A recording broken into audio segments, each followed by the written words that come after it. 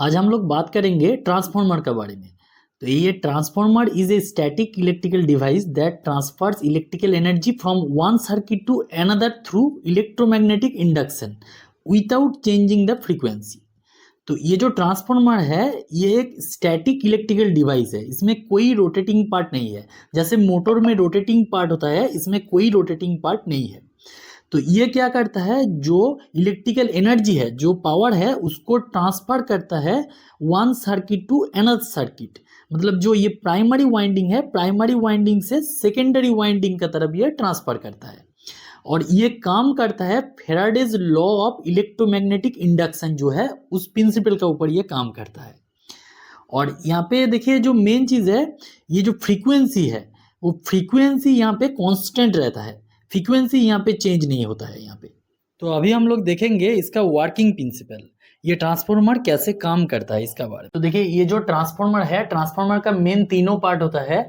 इसमें पहला जो है ये कोर, ट्रांसफार्मर का कोर जो है ये पहला पार्ट हो गया। ये सॉफ्ट आयरन से ये बना होता है, ये टोटली लैमिनेटेड किया रहता है इस कोर को। और इस कोर को बनाया जाता है, पतला पतला जो पत्ती है, पत्ती को एक साथ जोड़ के इसको मोटा किया जाता है, ठीक है। ये लैमिनेटेड किया रहता है ये कोर। और सेकेंड जो है, इसमें एक कॉयल रहता है जिसको हम लोग बोलते हैं प्राइमरी कॉयल, ठीक है। यहाँ पे प्राइमरी कॉयल रहता है और इस साइड रहता है सेकेंडरी कॉयल, ठीक है। तो इनमें तीन पार्ट हो गया, ये हो गया प्राइमरी कॉयल और ये सेकेंडरी और यहाँ पे कोर, ठीक है।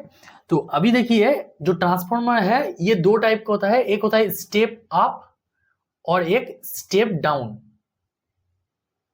स्टेप अप ट्रांसफार्मर का मतलब आपका प्राइमरी जो साइड है, प्राइमरी साइड में आप जो इनपुट दे रहे हैं, जो एसी इनपुट वोल्टेज आप दे रहे हैं, सेकेंडरी साइड में आपको ज्यादा वोल्टेज मिलेगा। तो वो हो गया, उस टाइप का ट्रांसफार्मर को हम लोग बोलेंगे step up transformer. Primary side में आप जो वोल्टेज देंगे, सेकेंडरी साइड में उससे ज्यादा वोल्टेज अगर मिलेगा तो उस टाइप का ट्रांसफार्मर हो गया स्टेप अप ट्रांसफार्मर। और अगर प्राइमरी साइड में आप जो वोल्टेज दे रहे हैं, सेकेंडरी साइड में उससे कम वोल्टेज आपको मिलेगा तो वो हो जाएगा आपका स्टेप डाउन ट्रांसफार्मर, ठीक है। स्टेप अप ट्रांसफार्मर के लिए जो ये कॉयल है, ये जो टर्न्स है कॉयल में, ये टर्न्स प्राइमरी साइड में कम रहेगा, सेकेंडरी साइड में ज्यादा रहेगा। मतलब यहाँ पे अगर प्राइमरी साइड में यहाँ पे 5 टर्न्स है, सेकेंडरी साइड में इससे ज्यादा टर्न यहाँ पे रहेगा, तो वो ट्रांसफार्मर हो जाएगा स्टेप अप ट्रांसफार्मर। और जो स्टेप डाउन ट्रांसफार्मर है उसमें प्राइमरी साइड में आपका जो कॉयल है वो ज्यादा रहेगा और सेकेंडरी साइड में कॉयल का जो टर्न है वो कम रहेगा, ठीक है। ये जो ट्रांसफार्मर है ये काम करता है Faraday's law of electromagnetic induction के ऊपर। तो ये क्या बताता है, व्हेन एन अल्टरनेटिंग करंट, जो एसी करंट है, flows through the primary winding, it produce a changing magnetic flux in the iron core. This changing flux links the secondary winding and induces an electromotive force in it. जो EMF है, EMF यहाँ पे produce होता है। तो अगर देखिए जो एसी वोल्टेज है, एसी वोल्टेज को अगर यहाँ पे प्राइमरी वाइंडिंग में अगर एसी वोल्टेज देंगे तो क्या होगा, यहाँ पे एसी वोल्टेज देने के बाद ये प्राइमरी वाइंडिंग का थ्रू ये वोल्टेज यहाँ पे फ्लो करेगा, ठीक है। क्या होगा, अल्टरनेटिंग करंट जो है वो फ्लोज थ्रू प्राइमरी वाइंडिंग। तो ये जो कोर है, कोर में एक चेंजिंग मैग्नेटिक फ्लक्स क्रिएट होगा, ठीक है।